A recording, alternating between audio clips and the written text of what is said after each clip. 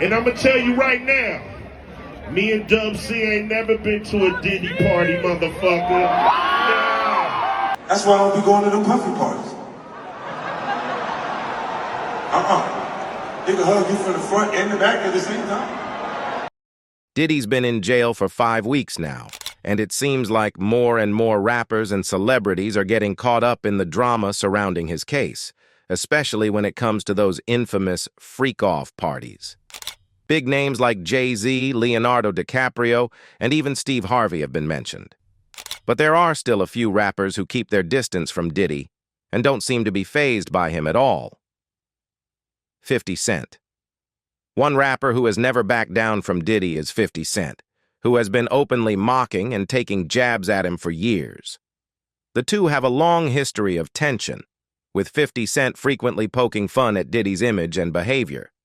During one concert, 50 Cent addressed why he refuses to attend Diddy's notorious parties, making it clear that he finds the whole vibe uncomfortable.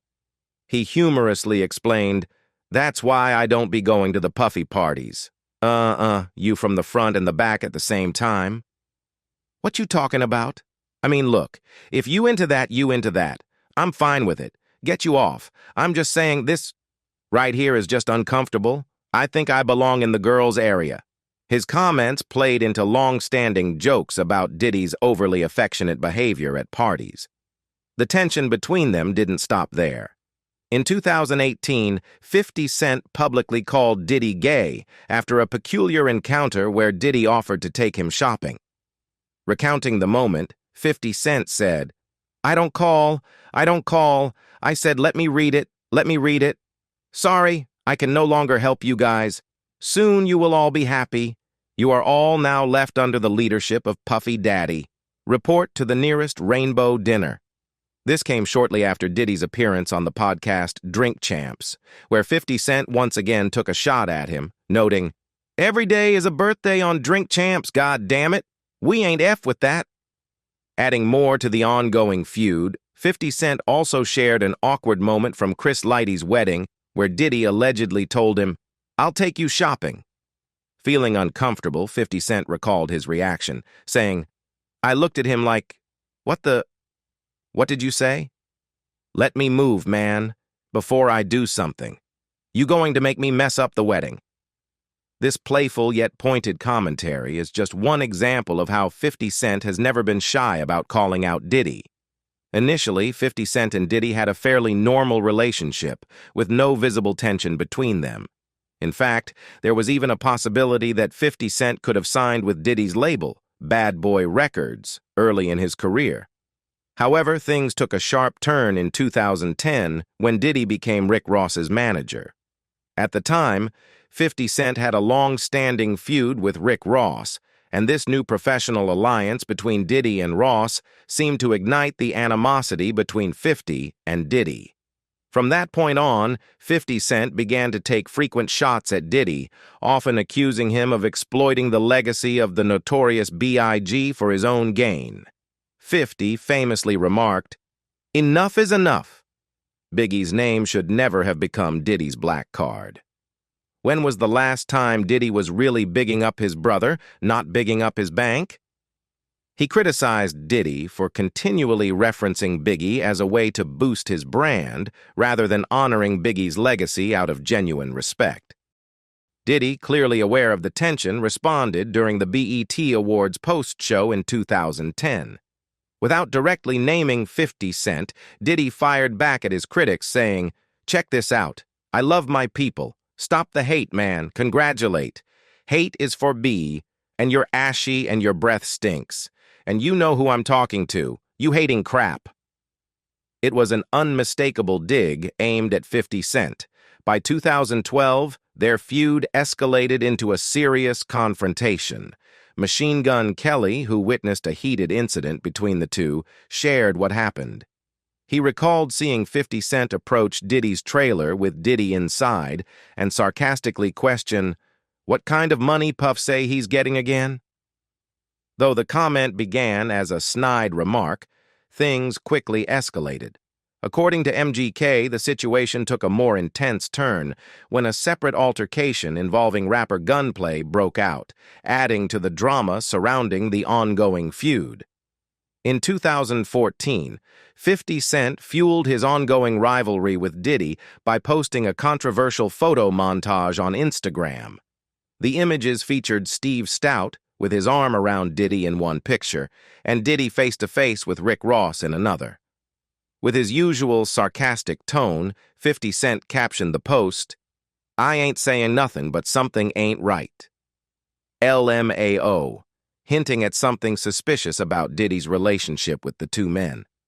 Fast forward to 2024, after a raid on Diddy's home on March 25th, 50 Cent wasted no time jumping back into his signature trolling.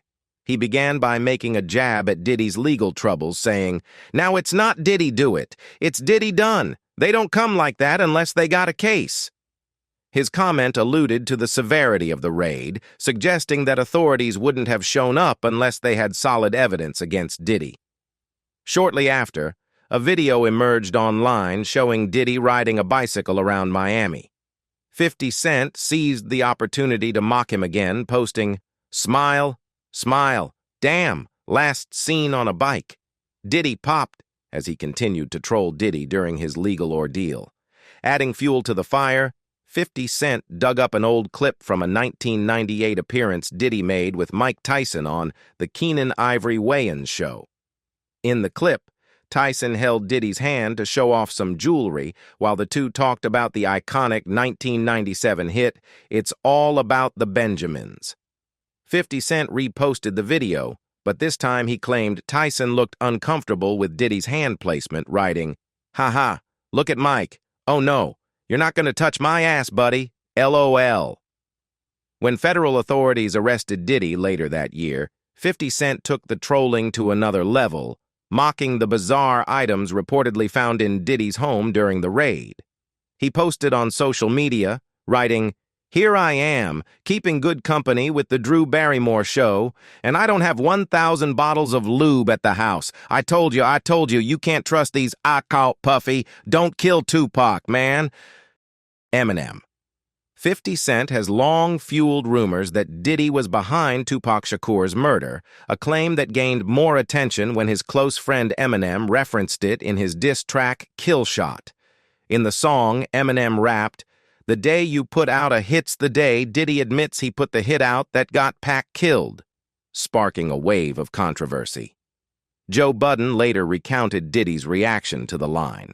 According to Budden, Diddy addressed the accusation privately, saying, "I can say it, and that's the end to that. Have fun with that one. You know there's nothing to say about it. It's in my hands." Though Diddy kept his public response vague, the statement did little to quell the ongoing rumors. Eminem further stoked the fire in his 2024 album, The Death of Slim Shady, where he revisited the idea that Diddy may have ordered Tupac's murder. In the song Fuel, Eminem suggests that he won't engage in a feud with Diddy, implying that the media mogul has the power to order a hit, just like he allegedly did with Pac, using notorious gangster Keffy D to carry out the plan. Keffy D, a figure who became infamous for his YouTube interviews, claimed he was personally involved in Tupac's murder, revealing that Diddy had offered him $1 million to kill the rapper. In Fuel, Eminem also delivered a line that has been hailed as one of the best punchlines in recent hip-hop history. He rapped, "R got so many WA, he didn't just spell the word RAPPER, explaining that without the P, the word spells raper or rapist." He follows up with SAAS, a chilling reference to sexual assaults, playing on the abbreviation. Eminem has not held back his feelings about Diddy in multiple tracks from his album The Death of Slim Shady. In the song Bad One, he raps about a party thrown by Diddy, playfully stating, "Me offending you is nothing new. It is what I love to do. This is Subu just to screw with you, and yeah, this much is true." The track Antichrist takes a darker turn as Eminem recalls a disturbing video that surfaced in the media, allegedly showing Diddy physically assaulting his ex-girlfriend, Cassie. The exact nature of Diddy and Cassie's relationship has always been shrouded in mystery, with few people knowing the truth behind their dynamic. Despite their long-term relationship, many have questioned whether it was ever healthy or genuinely positive. Eminem's reference to the video highlights the complex and often troubling narratives that swirl around Diddy. In a significant moment in their history, Eminem and Diddy once shared the same stage at the 2003 Grammy Awards, where Diddy presented Eminem with the award for Best Rap Album for The Eminem Show. However, the presentation seemed somewhat half-hearted as Diddy awkwardly announced, "And the winner is Eminem, The Eminem Show. Yes, sir, Eminem, The Eminem Show." Observers noted Diddy's lack of enthusiasm, which many speculated stemmed from his feelings about Eminem's past mockery of him in various tracks. Adding another twist to their rivalry, there were rumors that Eminem had an interest in Diddy's then-girlfriend, Jennifer Lopez.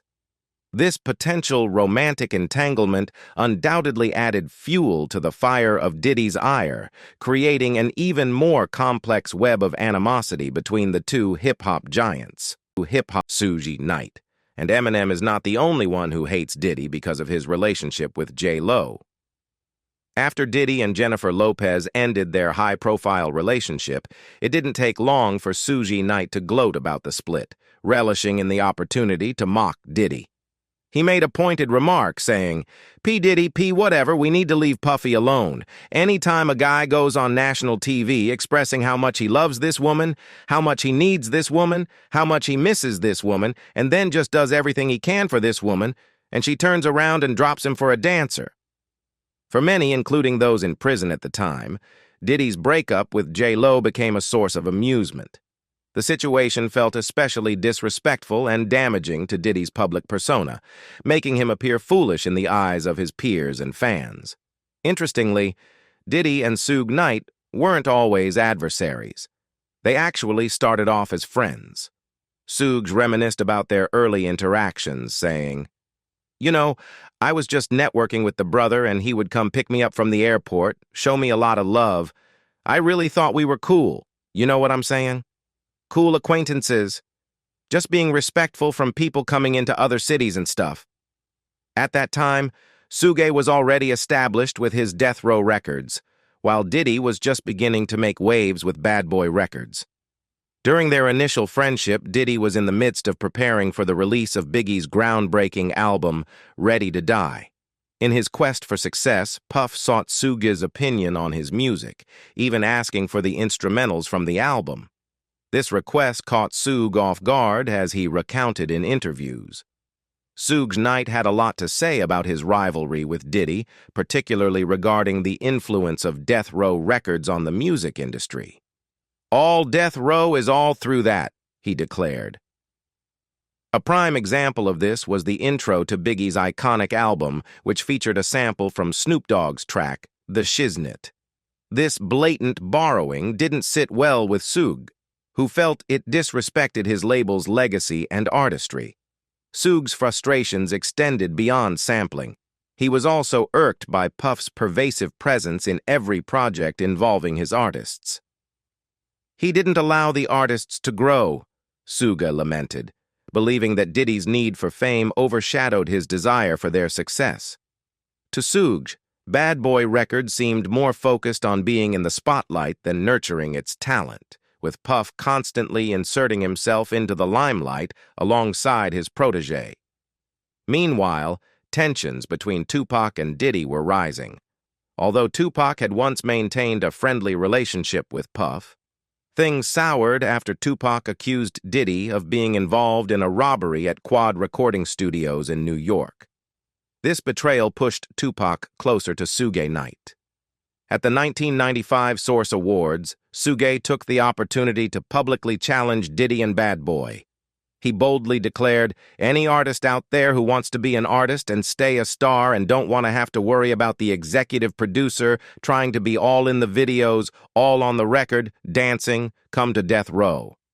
The tension in the room was palpable following Suge's comment. Diddy later recalled how he felt in that moment, describing it as the scariest situation of his life. Having the power to start something, I ran up and asked him, and he said no, I was talking about Jermaine Dupri, and I was just like, wow, Diddy reflected. The tension between Death Row Records and Bad Boy Records reached a boiling point during a confrontation in Atlanta, culminating in tragedy when Suge Knight's associate, Big Jake, was shot and killed. Puff Daddy recounted the harrowing experience in an interview, revealing that upon witnessing the shooting, he rushed to Suge for answers. Suge, filled with rage, confronted Puff, accusing him of being responsible for the chaos. "How could I be a part of that incident?" Puff questioned, bewildered by Suge's accusation, especially since both of them were at risk of being shot in the melee. Suge's anger towards Puff intensified following this incident. At a death row party shortly after the confrontation, a member of Bad Boy Records attended, leading to a violent altercation. Suge and his crew confronted the Bad Boy representative with brutal force, beating him nearly to death in their quest for information about Puff's whereabouts. The brutality escalated to a shocking level, as they reportedly forced the man to drink urine during the ordeal. "He might have got a few punches, and he probably drank about 20 shots of piss, you know what I mean?" Literally, Suge would later recant. Now incarcerated, Suge hasn't remained silent regarding the ongoing rivalry and dangers surrounding Puff. He issued a stark warning, suggesting that Puffy's life was at risk. "I tell you what, Puffy, your life is in danger. You gotta make a decision. When you go to prison, either you're going to be standing up or squatting, sitting down. I advise you to try to take the first one, 'cause you know, if you're squatting on the seat, you know what that means." He even added a note of sarcasm to his warning. "Oh yeah, by the way, do not do your time going by Brother Love. Brother Love is not a good code name for prison." Tupac. The saga of Tupac Shakur and Sean Diddy Combs is steeped in animosity, culminating in a fierce rivalry that defined much of the East Coast-West Coast hip-hop feud. Tupac harbored a deep-seated hatred for Diddy until his tragic death in 1996.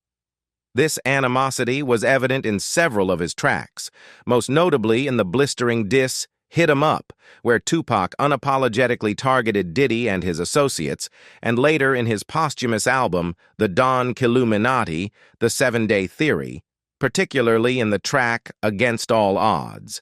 Diddy himself has admitted that the venomous words of "Hit 'Em Up" continued to resonate painfully in his mind. In an interview, he candidly stated, "Be honest, you see me. That joint was cold. We would take your turntables if you played Hit 'Em Up, you know what I'm saying? That's how cold that thing hurt to this day." Adding a chilling layer to the narrative, resurfaced video footage has emerged, showcasing Tupac discussing Diddy's alleged involvement in a violent shooting incident 2 years prior to his own murder. This footage has taken on new significance following Diddy's recent arrest at a New York City hotel on September 16th, where he was detained without bail on serious federal charges, including sex trafficking, racketeering, and transportation to engage in prostitution. Diddy has vehemently denied all allegations, with his attorney asserting he's an innocent man with nothing to hide. In light of these developments, many have revisited the complex web of relationships surrounding Combs, including his mentorship of artists like Usher and Justin Bieber. Yet, the shadow of Tupac's past comments looms large. The iconic rapper, who was infamously shot 5 times during a robbery at Quad Studios in Times Square on November 30th, 1994, hinted at a betrayal that many believe originated from Diddy. In a revealing interview with Vibe magazine in April 1995, Tupac was asked about his suspicions regarding Diddy's involvement in the Quad Studios shooting. He cryptically replied, "It's between me and him, and only he knows." On the fateful day of the shooting, Tupac had initially expressed concerns for his safety, but was reassured upon encountering Little Caesar, a close friend associated with Biggie Small. However, as Tupac and his entourage entered the building, his apprehensions resurfaced. He recounted, "As we're walking up to the building, somebody screamed from up the top of the studio. It was Little Caesar. That's my homeboy. As soon as I saw him, all my concerns about the situation were relaxed." But as he neared the elevator, Tupac noticed a group of men he initially assumed to be Biggie's security. In the interview, Tupac recalled a tense moment that changed everything for him. "Even Biggie's homeboys love me. Why didn't they look up? I pressed the elevator button and turned around, and that's when the guys came out with the guns. 2 identical 9mm handguns. They shouted, 'Don't nobody move! Everybody on the floor! You know what time it is! Run your sh—' I was thinking, what should I do? Born Lezaine Parish Crooks, Tupac was shot 5 times in the ambush, suffering serious injuries, including a bullet that grazed his skull. As the gunmen made their escape, he and his crew rushed upstairs in the elevator. Recalling those harrowing moments, he said, "I was limping and everything, but I didn't feel anything. It was numb. When we got upstairs, I looked around, and it scared the sh— out of me." Once inside the studio, Tupac was surprised to find Combs, Biggie Smalls, and others there, but their lack of reaction left him feeling uneasy. "Nobody approached me. I noticed that nobody would look at me," he revealed in the interview, which took place 2 years before his tragic death. He specifically mentioned Andre Harrell, saying, "He wouldn't even look at me. I had been going to dinner with him for the last few days, and he had invited me to the set of New York Undercover, telling me he was going to get me a job." He also noted that Puffy was standing back, which added to his discomfort. "I knew Puffy. He knew how much I had done for Biggie before he came out." In 2008, Diddy firmly denied any knowledge of the shooting. "The story is a lie. It's beyond ridiculous and completely false," he stated. "Neither the late rapper Notorious B.I.G. nor I had any knowledge of any attack before, during, or after it happened." This denial came in the wake of Tupac's tragic death on September 13, 1996, just 6 days after a shooter in a white Cadillac fired 4 shots into the ghetto gospel hitmaker's chest at a Las Vegas stoplight. The Locks. Puffy's relationship with his own artists at Bad Boy Records was often rocky, leading to moments of disrespect that highlighted the growing tensions within the label. One particularly shocking incident involved a chair being thrown directly at him during a heated confrontation. This kind of atmosphere was emblematic of the struggles faced by the artists on the label, especially the hip-hop group the LOX, who signed with Bad Boy in 1995. Over the years, as the LOX developed their hardcore rap style, it became clear that it didn't align with the more polished commercial sound that Bad Boy was cultivating. Frustrated with this mismatch, the members of the LOX, Jadakiss, Styles P, and Sheek Louch, sought a way out of their contract. Jada later recalled the pivotal moment that prompted Diddy to finally let them go. "Oh, it was probably after the argument with Diddy when Styles threw the chair at Puff. That was probably the last straw for that." Despite their departure from the label, tensions didn't dissipate. Jadakiss was outspoken about his feelings towards Diddy, even going so far as to label him a coward. "There's a big sign on it. The whole national down up in this. I'm a grown-ass man," he stated, expressing his frustration. "You're a coward.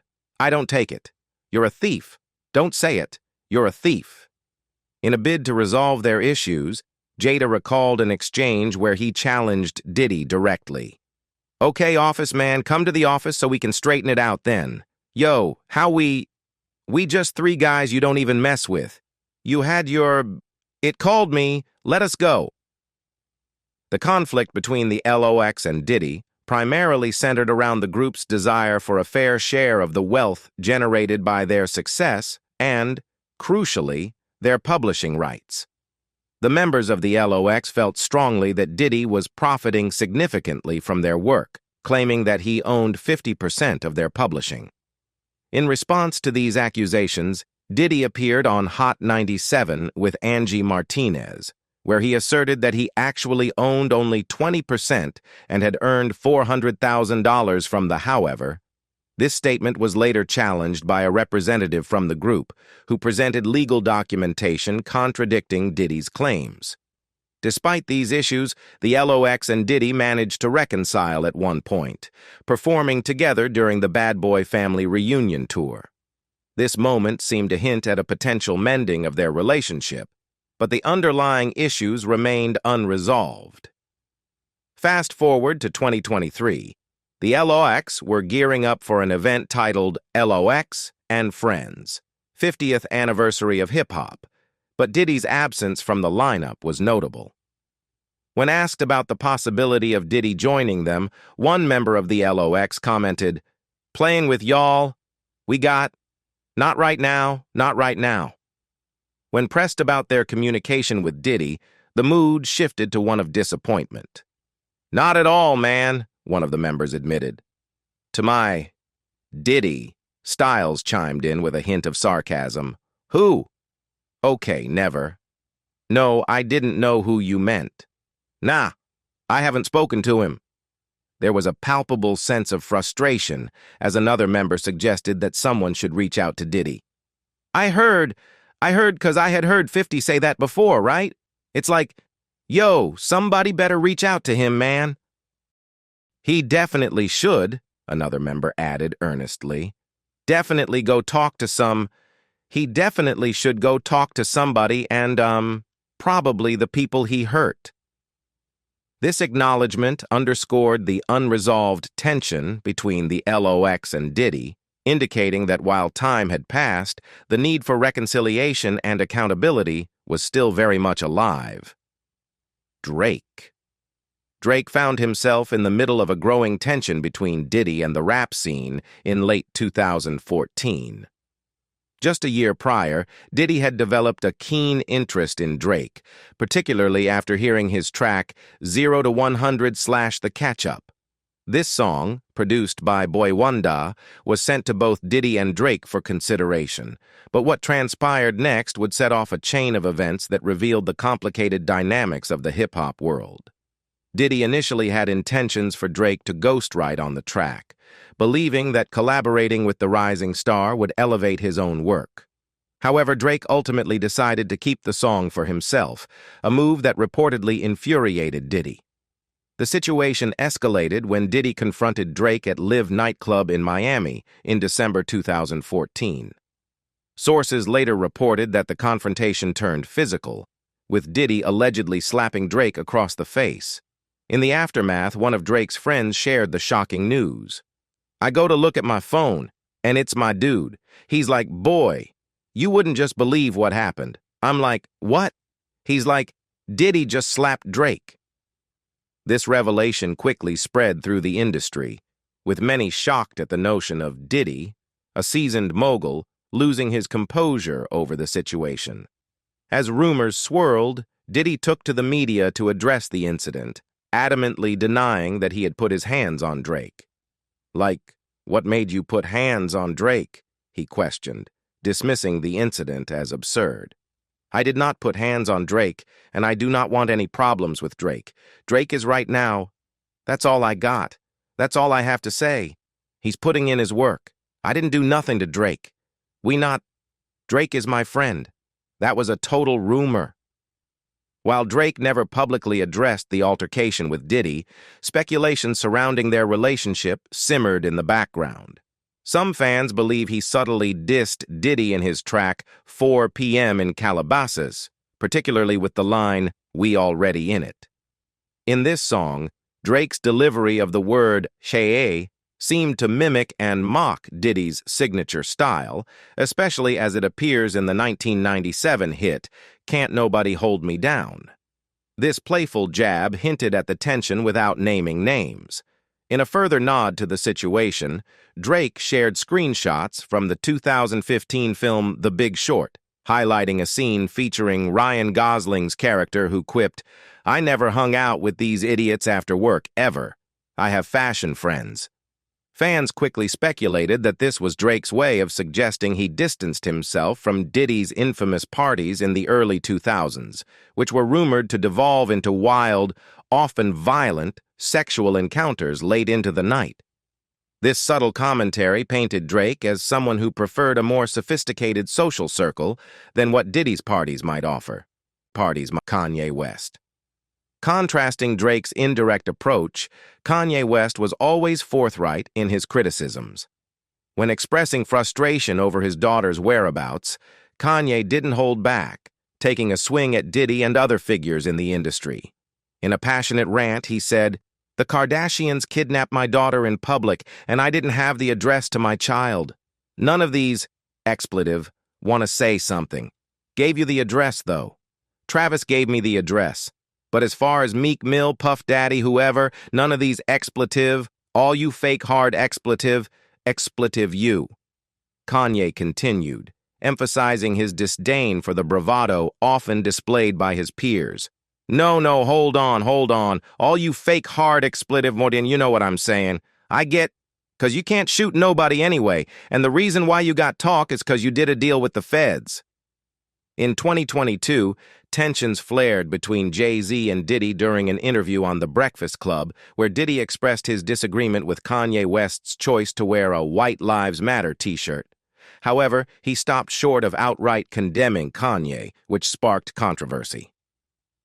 Kanye caught wind of Diddy's comments and immediately shot him a text, venting his frustrations. In a lengthy message, he expressed his thoughts candidly and concluded with a provocative remark. "Come do something illegal to me now, please." When Diddy replied, suggesting they meet up to discuss the situation face-to-face, Kanye's response was far from conciliatory. He shot back with a sharp, "Expletive you fed," indicating his disdain and refusal to engage in dialogue. Fast forward to 2023, and the conflict was still simmering. During the Rolling Loud Festival in Los Angeles, Kanye took the stage, but Diddy sought to reach out and address their ongoing issues. However, Kanye completely ignored Diddy's attempts to engage, further demonstrating his disinterest in mending their fractured relationship. J. Cole. J. Cole found himself navigating a complicated relationship with the new generation of rappers, grappling with his place in a shifting hip-hop landscape. While he held deep respect for the pioneers of the genre, he also felt compelled to assert his authority over emerging artists, a sentiment encapsulated in his proclamation, "Savage, I'm a savage." This drive to maintain his status led to memorable moments of competition, particularly with Kendrick Lamar, a fellow powerhouse in the industry. The rivalry was ignited on the track "Control," where Kendrick boldly declared himself the King of New York. This assertion wasn't intended as a diss, but rather a fierce declaration of competition, as Kendrick claimed dominion not just over the East Coast, but the West as well, with the line, "I'm the King of New York and the King of the Coast."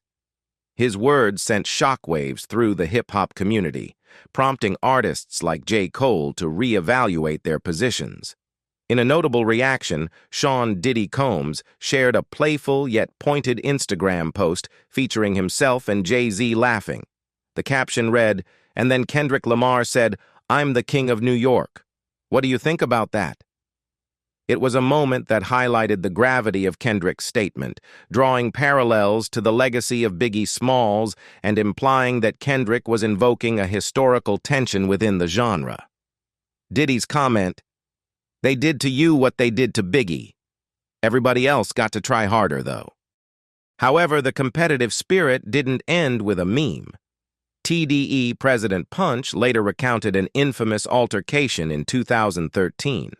Allegedly, during an event with Jay-Z present, Diddy confronted J. Cole, threatening to slit his throat over Kendrick Lamar's bold claims. The tension escalated quickly when Diddy brandished a bottle, saying, "If you ever say what you said to me earlier," indicating he was ready to escalate the situation if disrespected. Diddy's bravado, fueled by alcohol and the charged atmosphere, set the stage for a physical confrontation. As the story goes, Cole, undeterred by Diddy's threats, responds, "No, I'ma break it on the table. I'ma cut your throat." This defiant retort led to a chaotic scuffle, with both men grappling and ultimately crashing onto a table, sending drinks flying everywhere and shocking the crowd of celebrities witnessing the altercation. Cole himself later referenced this confrontation in his track "Let Go of My Hand," rapping, "Scrap was with Puff Daddy, who would have thought it?" I bought that expletive album in 7th grade. Mase, Mason Mase Betha, often stylized as Mae, emerged as one of the standout success stories from the Bad Boy Records roster in the late 1990s. His journey began long before the release of his debut album, as he made a name for himself through guest appearances on some of hip-hop's biggest hits. Tracks like "It's All About the Benjamins," "Mo Money," "Mo Problems," and "Can't Nobody Hold Me Down" showcased his smooth flow and charismatic delivery, positioning him as a rising star in the genre. In 1997, Mase finally released his highly anticipated debut album, Harlem World, which skyrocketed to the top of the charts, debuting at number 1 on the Billboard 200. The album was a commercial juggernaut, fueled by hit singles such as "What You Want," which climbed into the top 10, further solidifying Mase's status as a leading figure in hip-hop. However, just as quickly as he ascended to fame, Mase made the shocking decision to retire from the music industry in 1999, seeking a new path as an ordained minister. This move surprised fans and industry insiders alike, as Mase seemingly walked away from a thriving career at the height of his success. Despite his retirement, Mase could not completely sever ties with music. He made brief returns to the scene, releasing the album Welcome Back in 2004, which capitalized on nostalgia for his earlier hits. However, it wasn't until 2022 that he made a significant splash again with the track Oracle 2. In this song, Mase unleashed a lyrical barrage aimed squarely at his former mentor and label head, Sean "Diddy" Combs. The track served as a pointed critique of Combs, addressing long-standing grievances regarding the treatment of artists under his label and the culture of exploitation that Mase claimed was pervasive within Bad Boy Records. Mase's discontent with Diddy was further articulated during a March 2024 episode of the It Is What It Is podcast, hosted by fellow rapper Cam'ron. In this candid discussion, Mase reflected on the turbulent landscape surrounding Combs, especially in light of the legal troubles Diddy was facing at the time. "Everything now that we see playing out," he remarked, alluding to the chaos engulfing Combs, "was all the things I escaped, even though I made those decisions and it cost me money." During the episode, which aired shortly after the news broke of Diddy's homes being raided, Mase didn't hold back in sharing his predictions about the future of his former mentor. He ominously noted, "Reparations is getting closer and closer," suggesting that he believed accountability for Combs's past actions was inevitable. Mark Curry. The music industry has a long history of artists being chewed up and spit out, often leaving them feeling exploited and disillusioned. Mark Curry, a former songwriter and performer for Bad Boy Records, stands out in this narrative, claiming to have experienced a particularly egregious version of this phenomenon. In his 2009 memoir, Dancing with the Devil, Curry laid bare the harsh realities of his time under the label, detailing how he wrote or co-wrote iconic tracks such as Come With Me and Bad Boy for Life for Sean Combs, yet reaped none of the financial rewards that one would expect from such contributions. Curry paints a stark picture of his life during this period. While he continued to drive around in his modest 1992 Honda Accord, he watched as Combs effortlessly transformed the very words he penned into diamond-studded Bentleys. This stark disparity left Curry feeling bitter and undervalued, highlighting the vast chasm between the lifestyle of a successful mogul and that of the artists who helped create his empire. Fast forward to December 2023, and as Combs faced mounting legal troubles, Curry chose to voice his grievances publicly. In an interview with The Art of Dialogue, he addressed serious accusations that had surfaced about Combs, particularly those made by Gene Deal, Combs' former bodyguard. Deal alleged that Combs had physically assaulted Kim Porter, a former partner, to the point of hospitalization. Curry confirmed these claims, stating bluntly, "Busted her nose, man." He went on to describe a disturbing pattern of behavior from Combs, alleging that he would wiretap Porter's phone and secretly install recording devices in her home. Curry suggested that such actions reveal a deeper, more troubling character, implying that they indicate a willingness to manipulate and control those around him. "When you see someone doing that," Curry remarked, "you can imagine everything else they do." His statement reflects a broader concern about the culture of power and abuse that can exist in the music industry, particularly among those at the top. Curry asserted that the allegations against Combs were entirely in line with his character, emphasizing that, "I think he's very capable of doing it. That's who he is. That's what comes with power. That's what comes with arrogance." Aubrey O'Day. In 2002, Sean Combs made a bold move into the world of reality television by taking over the MTV series Making the Band, which had previously aired for one season under the management of the notorious boy band mogul Lou Pearlman. Combs, known for his keen eye for talent and showmanship, aimed to craft a new generation of stars, but his initial foray was met with mixed results. The first attempt to create a successful hip-hop group, Da Band, failed to gain the traction Combs had hoped for. However, the show's second season yielded a more promising outcome with the formation of girl group Danity Kane. This group managed to achieve notable success, releasing 2 number-1 hits, 1 albums, and 2 top 10 singles during their relatively short tenure in the music industry.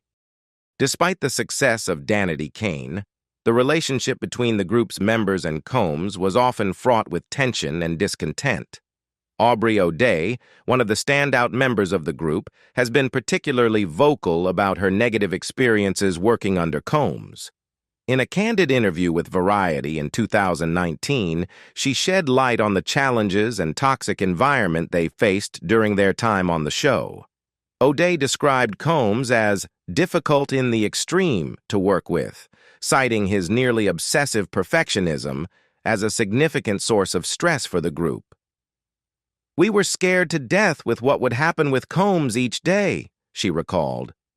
When federal agents raided Combs' homes, O'Day seized the moment to voice her thoughts on the situation through social media. She posted an Instagram story that read, "What you sow, you shall reap." Her message was clear and pointed, suggesting that Combs' past actions were coming back to haunt him. She followed it up with a call to action for those who had suffered similar experiences, praying that these events would encourage others to speak out about their own hardships. "I pray this emboldens all of us victims to finally speak on what we have endured," she wrote. Jaguar Wright. R&B singer Jaguar Wright has carved a niche for herself in the music industry, enjoying modest success as a solo artist while making a significant impact as a member of the legendary Philadelphia group The Roots. Over her more than 20-year career, she has collaborated with some of the biggest names in the industry, including Jay-Z, Lauryn Hill, and more, often captivating audiences with her powerful voice and thought-provoking lyrics. However, Wright has also garnered attention for her outspoken nature, frequently calling out fellow artists like Erykah Badu, Talib Kweli, and Common for what she perceives as inappropriate or problematic behavior. When it comes to Sean Combs, Wright's criticisms take on a darker tone. In an infamous 2022 interview with Real Life Productions, she made bold assertions that suggested Combs' ambition goes beyond mere ambition, implying a more sinister edge to his rise in the music industry. The context of the interview was notable. It occurred shortly after fellow R&B artist Al B. Sure had awakened from a 2-month coma, slowly recovering from serious medical issues, which added gravity to Wright's statements.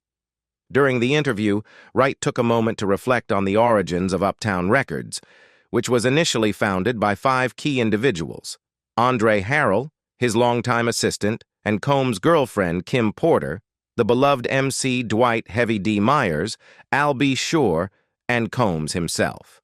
With a deadpan delivery, Wright emphasized the fate of these influential figures by pausing dramatically between each name. Kim is dead. Heavy D is dead. Andre Harrell is dead. The only 2 left are Combs and Al almost died. Wright's insinuation was clear. Each of the individuals she mentioned had been involved in projects or writing memoirs about their experiences in the industry before their untimely deaths or health crises. This led the interviewer and viewers to draw their own conclusions about the implications of Combs' relentless drive for success, raising questions about the costs associated with his rise to prominence. What do you think about the allegations and experiences shared by these artists regarding Sean Combs? Share your thoughts in the comments below. If you enjoyed this deep dive into the lives of rappers who never feared Diddy, don't forget to like this video and subscribe for more compelling content on the untold stories of the hip-hop world.